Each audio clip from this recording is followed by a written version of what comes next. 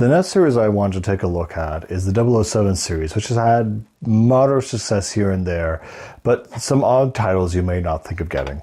Obviously, where to start? You're going to start with the original GoldenEye for the N64. This game is the one that started it all off.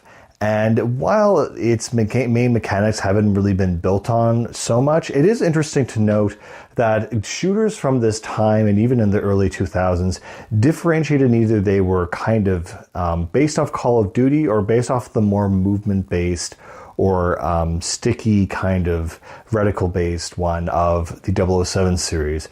And even playing this today, they re-released a new version just for, Xbox Series X.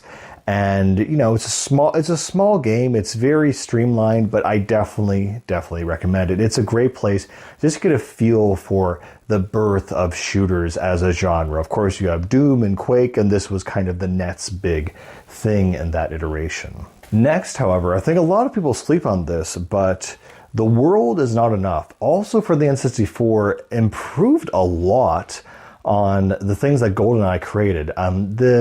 Some of the things in GoldenEye are still very janky by today's standards, but I feel The World Is Not Enough is not talked about nearly enough because it does a fantastic job of all the things we would want from a game like this. And I don't know, it's just a GoldenEye, but better. I'm surprised more people don't talk about it, so I definitely would recommend that as well. Next, in the next generation, is a game that I really just want to talk about, and that's for the GameCube, Xbox, and PS2, 007 Nightfire. This game is fantastic, and I am shocked that more people don't talk about it.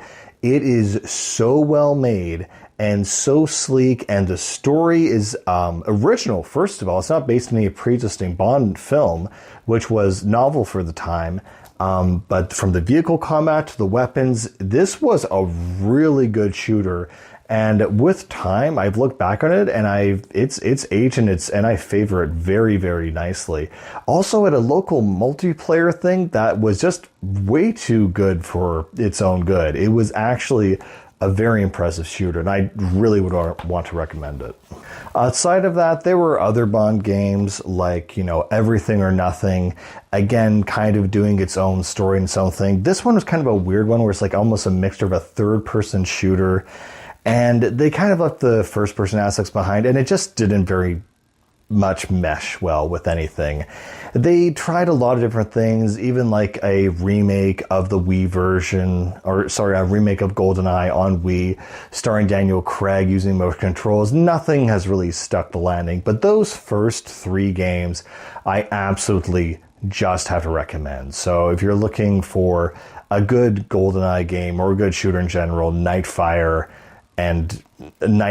is it, honestly.